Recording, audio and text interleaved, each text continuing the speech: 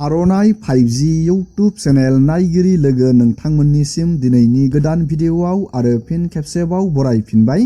दिनैनि गोदान भिडिअ'आनो जाहैबाय सेल्फ हेल्प ग्रुपनि मुख्यमन्त्री महिला उद्यमिता अभियान स्किमनि राङारि अनसुंथाइनि मोनसे मोजां आपडेट ओंखारनानै फैदों आसाम गभर्नमेन्टनि केबिनेट जथुमनिफ्राय। बे आपडेटआव रोखायै लिरनानै होदों मुख्यमन्त्री महिला उद्यमिता अभियान स्किमनि 10,000 रां बिजनेस मावनो सोनाय फार्स्ट इनस्टलमेन्टखौ माब्ला आसाम गभर्नमेन्टआ होगोन बेनि फाइनाल मोनसे आपडेट आसाम केबिनेटनिफ्राय ओंखारनानै फैदों। जोङो बे आपडेटखौ नैबे भिडिअनि जोहै नायगोन। लोगोसे आसाम गभर्नमेन्टआ मुख्यमन्त्री महिला उद्यमिता अभियान स्किमाव बेसेबां बाजेट थि खालामनाय जादों जोङो बेनि आपडेटखौबो नायगोन। आरो गोबां मानसिफोरा रां सोब्लाबो राङा पेन्डिं जागोन।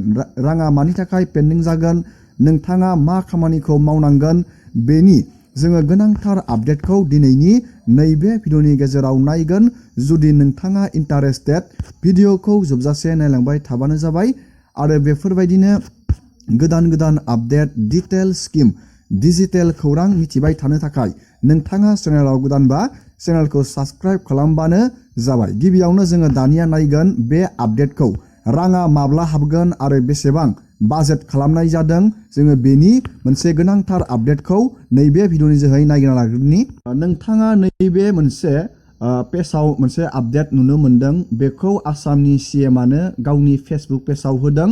नैबे आसाम केबिनेटनि दाख्लैसो जानानै थांनाय मोनसे बिग डिसिसन। बे डिसिसनाव लिरनानै होदों, नैबेयाव SMS नि लिरनानै होदों मुख्यमन्त्री महिला उद्यमिता अभियान स्किमनि बेयाव बाजेटखौ बानायनाय जादों। नैबेयाव 2,000 कौटि नोंथांमोना नैबेयाव नुनो मोनदों 2,000 कौटि रांखौ बे मुख्यमन्त्री महिला उद्यमिता अभियान स्किमनि थाखाय थि खालामनाय जादों। 2025 मायथाइयाव बे रांखौ हरनाय जागोन।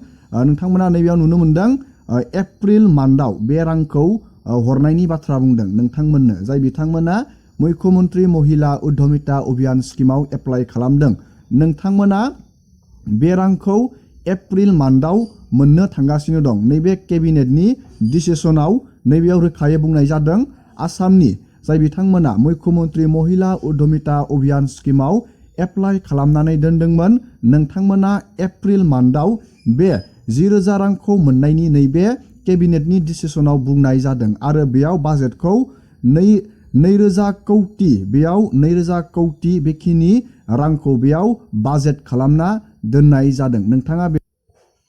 नोंथाङा CMनि फेसबुक पेजआव थांनानै बेखौ नैबे केबिनेट डिसिसननि आपडेटखौ नोंथाङा नायनानै लानो हागोन। बेयाव बेबायदि रोखायै लिरनानै होदों महिला उद्यमिता अभियान स्किमनि रां सोनाया माब्ला सोगोन आरो बेसेबां बाजेट बानायदों नोंथाङा नायनानै लाबानो जाबाय।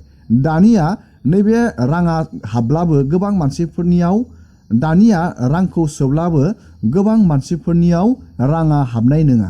राङा मानि थाखाय हाबनाय नङा जोङो बेनि गोनांथार आपडेटखौ नायनांगोन। रां हाबिनि सिगां नोंथाङा मोननैसो सिस्टेमखौ चेक खालामनानै नायनांगोन। नोंथाङा बेखौ चेक खालामाबाथाय उनाव रां सोब्लाबो नोंथांनि बेंक एकाउन्टआव राङा हाबनाय नङा। आङो बेनि आपडेटखौ नोंथांमोननो भिडिअनि जोहै लाबोबाय दं। थेवबो बेखौ गोदान भिउवारफोरनि थाखाय आं लाबोबावदों जाहाथे बिथांमोनाबो मिथिनानै लानो हायो आरो खामानिखौ टाइमाव मावनानै रां सोबाथाय रांखौ बेंक एकाउन्टआव लानो हायो। जोङो दानिया बेनि आपडेटखौ नायगोन। दानिया जोङो बेयाव मोननैसो सिस्टेमखौ चेक खालामगोन। नोंथाङा रां मोननो थाखाय बेफोरबायदि सिस्टेमखौ चेक खालामनानै नायबानो जाबाय। गिबियावनो नोंथाङा गावबागावनि नामखौ नोंथांनि सेल्फ हेल्प केटेगरि वाइसआव चेक खालामनो नांगोन। नोंथांनि नामा सेल्फ हेल्प ग्रुपआव अनलाइन डेटायाव हाबदोंना हाबाखै। अनलाइन डेटायाव हाबनाया इम्परटेन्ट। जुदि नोंथांनि नामा अनलाइन डेटायाव SHC केटेगरि वाइसआव हाबाखै अब्ला नोंथांमोना रांखौ मोननाय नङा आरो बेयाव माबाफोर प्रब्लेम जानानै दंब्लाबो नोंथांमोना मोननाय नङा। बेखौ नोंथाङा चेक खालामनो थाखाय गुगोलाव नोंथाङा SHC बेखौ सार्च खालामनांगोन आरो नैबेयाव नोंथांमोना मोनसे अपसन नुनो मोनदों SHC केटेगरि वाइस। बेयाव नोंथाङा क्लिक खालामनानै होनांगोन। बेबायदि बेयाव क्लिक खालामना होनाय लोगो लोगोनो दानिया बेबायदि मोनसे पेज बेयाव बेबायदि मोनसे पेज गेवगोन आरो नैबेयाव नोंथांमोना मोनसे अपसन नुनो मोनदों आसाम। बे आसामाव क्लिक खालामनानै होनांगोन। आसामाव क्लिक खालामनानै नैबेयाव नोंथाङा गावबा गावनि दानिया नोंथाङा गावबा गावनि दृष्टिखौ नोंथाङा क्लिक खालामनांगोन बेबायदि दृष्टिखौ क्लिक खालामबानो जाबाय नैबेयाव ब्लकखौ क्लिक खालामबानो जाबाय ब्लकखौ क्लिक खालामनानै नैबेयाव गावबा गावनि नोंथाङा पन्सायत भिसिडिसिखौ क्लिक खालामबानो जाबाय भिसिडिसिखौ क्लिक खालामनानै नैबेयाव नोंथांनि भिलेजखौ नोंथाङा क्लिक खालामनो नांगोन भिलेजखौ क्लिक खालामनानै नोंथाङा गावबा गावनि सेल्फ हेल्प ग्रुपनि नामाव क्लिक खालामबानो जाबाय सेल्फ हेल्प ग्रुपनि नामाव क्लिक खालामनानै नोंथाङा बेबायदि गावबा गावनि डाटाखौ नुनो मोनगोन दानिया नोंथाङा बेबायदि गावबा गावनि नामखौ अनलाइन डेटायाव हाबदोंना हाबाखै बेबायदि चेक खालामना नायबानो जाबाय नैबेयाव नोंथांनि नामा थागोन नैबेयाव फादार नाम थागोन नैबेयाव नोंथांनि designation social category disability religion gender bank account बेफोरबायदि एभेलेबल खिथिनांगोन बेफोरबायदि जुदि डाटाया नोंथांनिया दं अब्ला नोंथांमोना रांखौ मोननो हागोन नोंथाङा बेबायदि चेक खालामनानै नायबानो जाबाय आरो नोंथाङा थाबैनो जुदि नोंथाङा आधारजों बेंकजों लिंक बानायाखै